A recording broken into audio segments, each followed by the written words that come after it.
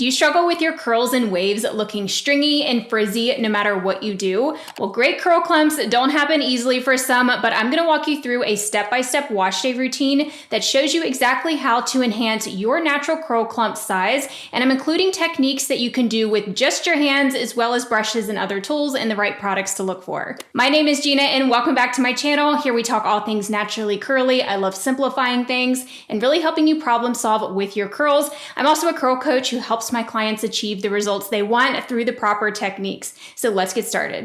The first thing that stops curls from clumping together is buildup. When the hair is coated in leftover products, oils, or hard water minerals, the strands can't actually grab onto each other. Start by washing with a clarifying or a chelating shampoo like the Weedad Waterworks to get a clean slate. Most people should clarify every 1 to 2 weeks or when your curls feel limp or weighed down. If your curls do feel limp or dull right after styling, that's a sign you probably need a reset wash. I'll link the products that I'm using down below, but this is definitely one of my all-time favorite clarifying shampoos because it also works for those hard water minerals and product residue. A lot of my clients love this one as well. Curls only clump when they're conditioned. If your hair ever feels rough or frizzy even after conditioner, it's not going to group together. Today I went with the Briogeo Acai Lightweight Hydration Hair Mask. This has been one of my all-time favorite hair masks because it's very conditioning, but it's also not too heavy. This one's more lightweight than their classic avocado and kiwi one that I love. So if your hair is more fine or on the medium texture side, you might want to go with this option. Apply your conditioner or a light mask and take your time detangling. As you detangle, you'll notice how the strands naturally start forming little groups. That's clumping already happening. I'm going to let this sit for about 10 minutes before I rinse it out. If your hair ever gets over moisturized or weighed down easily or feels very mushy, be sure that you're rinsing out your conditioner thoroughly. This is something that I often see when people have finer texture hair or that soft finish to their hair. Those hair types might not need to deep condition at all, so in that case, you would just use a regular conditioner. But regardless, make sure you are spending time thoroughly rinsing it out. Your hair should not feel super slippery and seaweedy after you rinse it out. It should just feel clean and conditioned. After I fully rinse it out, I just wrap my hair up gently in my hair towel and we're ready to move on to styling. Now here's where most people go wrong. Styling on hair that's too dry. The way my hair looks right here is too dry to put products on. See how it's starting to form frizz already? The curls look very stringy and sparse. It just doesn't look clumped at all. If you've been watching me for a while, you know that I typically recommend styling on evenly damp/wet hair, but not soaking wet. When you style soaking wet, I mean like dripping where it's getting all over your shirt, it's dripping on the floor.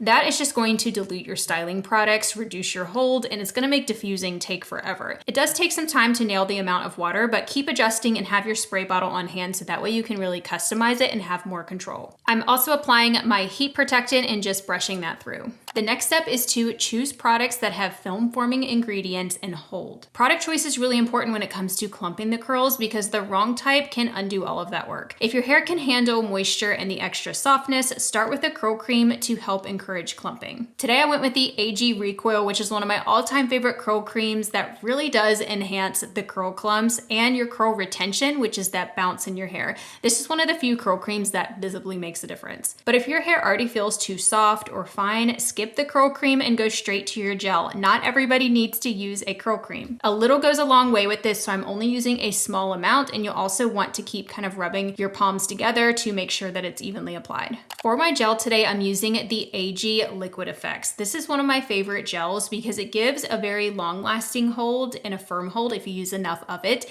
but it's also more of that flexible, soft feeling to the hair, so it has a lot of slip. This contains some of those key ingredients that help clump the curls together.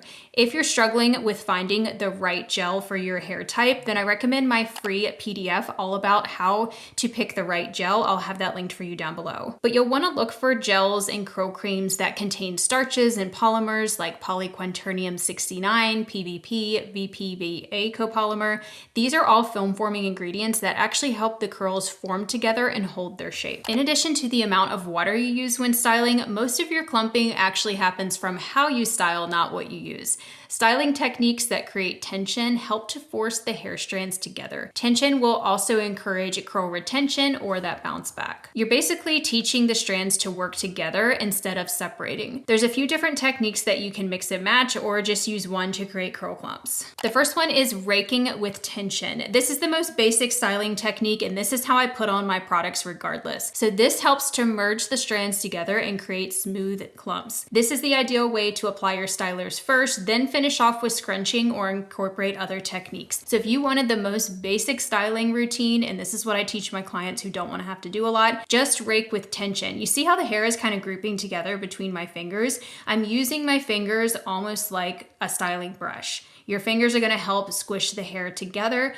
but you will need to apply that tension. So that involves pinching your fingers together as you drag down. I'm not pulling hard or anything.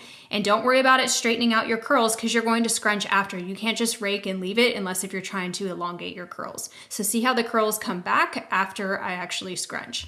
Another simple option is praying hands. This glides the hair flat between your palms and keeping the curl groups uniform. This is perfect for targeting stringy ends or just customizing your curl clump size. A lot of times I will do this method towards the end of styling, which I'm showing here, just to help blend everything together after I'm done styling. The other option, which is what I do a lot of, especially on the top section, is brush styling. So this is a very quick way to just smooth everything out, and it helps organize your sections and get even curl groupings while smoothing out frizz and encouraging curl formation. You can use any brush. I was just showing you here how you can use something like the bounce curl brush, which actually helps create more curl clumps because of the ridges on the side of the brush. So that is one option for a very quick method, but you don't have to have these fancy brushes to brush style and get curl clumps. You can brush style with any brush that you have as long as you actually apply tension. So as you can see, when I style with the Tangle Teezer brush, I'm using my palm to press the hair against the brush. Pressing the hair against the brush is what actually applies that tension, which helps them clump up. I do recommend avoiding very large sections as this will just over clump your hair and weigh it down. And also the more hair that you put in your brush and apply more tension, this is going to create chunkier curl clumps.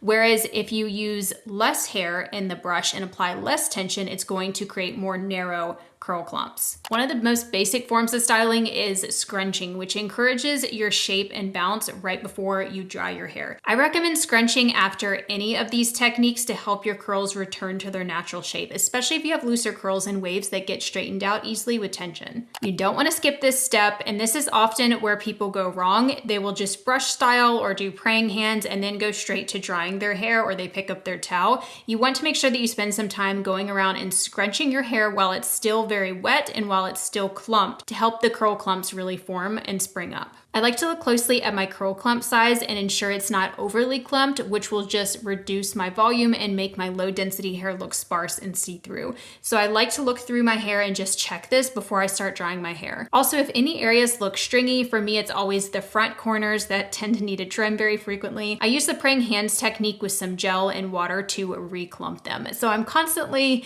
declumping and reclumping my hair to get it just right, and I'm mainly using my hands to do this. We can't really rely on brushes to get the right curl clump size because we're all going to have different curl clump sizes and it's going to vary so much. So I highly recommend just using your hands to really customize it and get it just right. And once you get the hang of it, you won't have to pay this close of attention. You'll be able to just tell easily as you're styling if you've gotten it right. While this step is optional, since you styled soaking wet to try and get curl clumps, you'll want to microplop to decrease your dry time. If you didn't style soaking wet and you feel like your hair is already starting to dry, you can totally skip this step. Here I'm using my Curlfriend Collective towel. It comes with this mini scrunching towel, which is really nice. So I'm just using that to gently scrunch my hair. I like to avoid the areas that frizz up pretty bad on my hair, like the front pieces. You might see some frizz form, so that's usually why I add an extra thin layer of gel after microplopping, and this really helps to amp up the hold. This is often where I will do praying hands and just lightly bounce the ends to avoid a lot of frizz from scrunching. A lot of people ask me, what is the point of removing product and adding more? But just trust me, this technique helps me customize it and get it right in terms of the amount of water in my hair,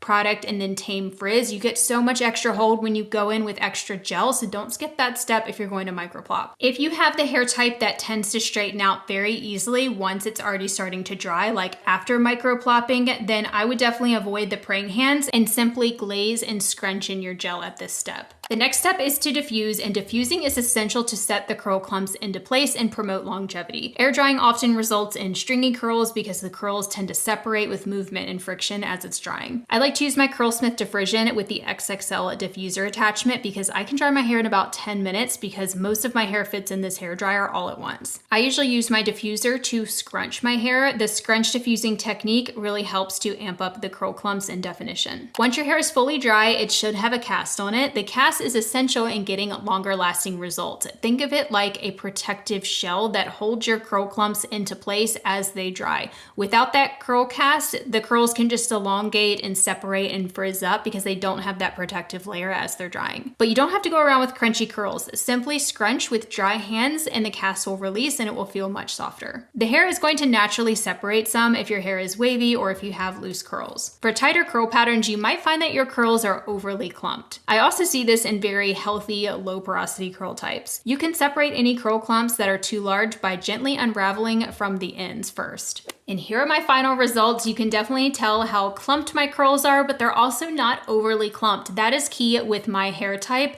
My hair type naturally has a more narrow curl clump, and in fact, this is even a little bit too clumped from what I usually go for, but I wanted to show you all how to really maximize your curl clumps. Make sure you're sleeping on silk and satin to protect your curls so that way you don't undo all of your curl clumps. I always use both a satin pillowcase and a silk bonnet to protect my curls at night, and here is my day 2 result without any refreshing. My hair looks like this on day 2 without refreshing because of the steps I took on wash day, which are all focused on longevity and hold, and then my sleep protection methods. If your curls have fallen straight, you may need to reduce your water, the conditioning in your products, and adjust your styling for smaller curl clumps. If you're forcing your hair into very large curl clumps that don't naturally happen, it can really just weigh it down and straighten out your waves and curls. Even with the perfect technique, your curls won't clump well if the hair itself isn't healthy. Frayed or damaged ends can't grab onto other strands and they'll always look stringy. That's why regular trims and bond building treatments make such a big difference. Products with bond builders like Olaplex or Curlsmith Bond Curl help to repair internal damage in your hair so that way your curls can spring back and clump more easily. And over time, healthier hair naturally holds on to curl groups better and springs up more. So don't forget to get your regular hair trims. Let me know what you think of these results down below. And if you found that your curl clumps completely disappeared by the next day or even by the end of wash day, then you might have something going wrong in your routine or you might not be using the right products. I recommend downloading my Stronghold Method cheat sheet if you haven't already. It's a free guide that walks you through how to tweak your wash day routine step by step to really maximize your hold and longevity. And if you've tried all that and nothing is working and you want personalized hands-on guidance, I recommend checking out my curl coaching program. We will be opening for our winter program enrollment very soon, so you can make sure you get on that wait list so you're the first to hear about when doors open. And if you want to learn how you can fix stringy curls when you're refreshing, so if they ended up stringy the next day and you want to try and fix it, you can check out a video that I have on my channel. I will link it for you right here. It's all about how to fix frizz and stringiness and reclump your hair a little bit when you're refreshing without completely redoing your hair. So I'll talk to you over in that video. Bye everyone.